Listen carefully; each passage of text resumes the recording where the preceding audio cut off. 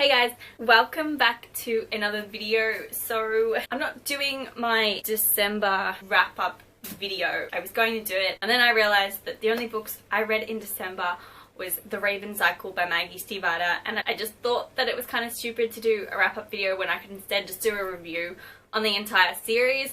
So that's what I'm going to be doing today. Like I said before, the series I'm going to be reviewing is The Raven Cycle by Maggie Stiefvater. I still can't pronounce this name. I've been reading her books since I was in like year 10, year 11, 12, I don't know. It's been a good six or 7 years since I started reading her books, but you know, I still can't pronounce her surname and I'm sorry. The Raven Cycle only has 3 books out at the moment. The 4th one is being released this year. I'm a bit excited.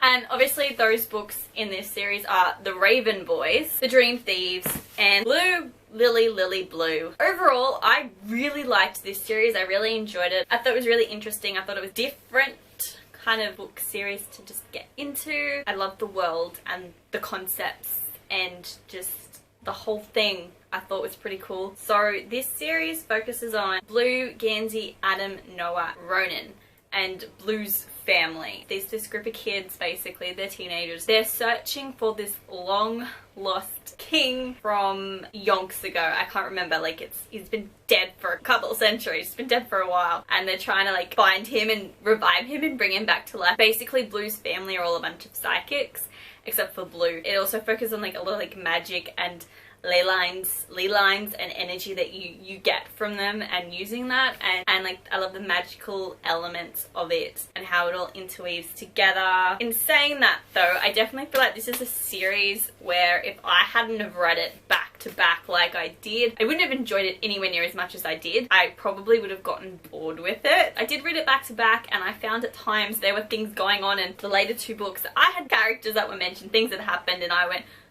who's that? I couldn't remember, like it just went over my head. Like this all takes place within like the same year. It's just there's a lot going on in a year in this town and it's insane, but it's really cool and I loved it. I thought it was really cool because in these books there are multiple perspectives of the different characters, so there's a lot of different plot lines going on in each book. So there's a lot to follow, hence why you can get confused very easily. But in saying that, these different like plot lines have been weaved together really well and they help create this really cool, interesting, in-depth storyline. So I'm gonna kind of just talk about each book now, just briefly in a non-spoiler way. The first book is The Raven Boys, and basically this book starts off finding out that the psychics are recording the names of the people who are gonna die in the next 12 months. And we basically get set up that we meet this guy called Gansey, who's a spirit that Blue can see, and normally she can't see the spirits, and we can see his. And she meets him like a week later or something and we're just like, uh-oh, he's gonna die. There's always been this kind of like this prophecy, for lack of a better term really, around her that the guy she falls in love with and that she kisses is going to die. Also with the character Noah, what happened to him I found was pretty interesting. Like I don't know if other people saw it coming, but I did, which kind of disappointed me a little bit because normally I'm oblivious, but you know, there were things that were set up prior to its revelation and I worked it out, I figured it out, so I was kind of proud of myself, at the same time disappointed because normally I'm like blown away when these big plot twists happened, and I saw this one kind of coming. It was still good, it was still shocking when I worked it out and I was still like, how is that happening, how does that work? But it was clever, it was good, but I was just a bit disappointed I picked up on it. I feel like not a lot really happened. There was a lot of sitting around trying to work out what's happening, and then like in the last couple chapters things happened and I thought it was pretty cool, like because this whole time they think that the way to get to this long lost king, Dower, you know, I think it's very interesting that they're trying to use the ley lines to wake him up. But yeah, I thought it was interesting watching them trying to awaken it, and then the dilemma they had on, oh, what do I awaken it or don't I awaken the ley line? Like, you know, you have to kind of make a sacrifice in order to awaken it. So it's like, what are we going to sacrifice? Who are we going to sacrifice in order to awaken it? I really liked it, you know, like especially the ending. And then the sequel to The Raven Boys is The Dream Thieves. Now this is by far my favourite book in this series. I devoured this book. I thought it was so interesting. This book focuses more on the character of Ronan, who is a mysterious bad boy with loads of secret, and so it was interesting to see his story and to see how he's become the way he's become. Basically he can pull objects, things, people out of his dreams, which is pretty cool. I found him to be a really like fascinating character, in all honesty. Like, he's the most interesting thing going on in this book besides trying to find this long lost dead king. So, you know, and I thought it was pretty cool because kind of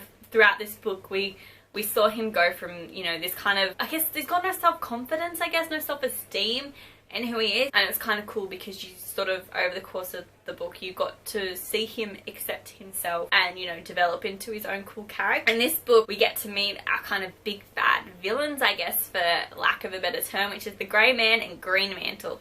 So Grey Man works for Green Mantle, and the Grey Man's basically a hitman. You know, seeing the Grey Man's perspective, even though he is a hitman, was very interesting because you started to like him. I didn't think I would ever like him, but, you know, I did. I thought he was a very interesting, in-depth character as well. Like, I think pairing Ronan and Green Man's perspectives, like, alternating together was just freaking brilliant because, you know, they're both kind of these two mysterious characters and you kind of get to learn more about them. Can't help but like his character and the budding romance he has with Blue's mum. They're just cute. He's cute for a hitman. The thing I liked the most about this book was the fact that things were happening continuously, and it was really good, and I really enjoyed it. The third book that has been released so far in this series is Blue, Lily, Lily, Blue. You know, this was a good book. It had some unexpected turns, especially at the end, that I did not see coming. But we get everybody's perspective in this book. We've got, I think, the Grey Man's, Green Man, Blues, Gansy's, I think Adams, maybe, possibly Ronan as well. Like, we've got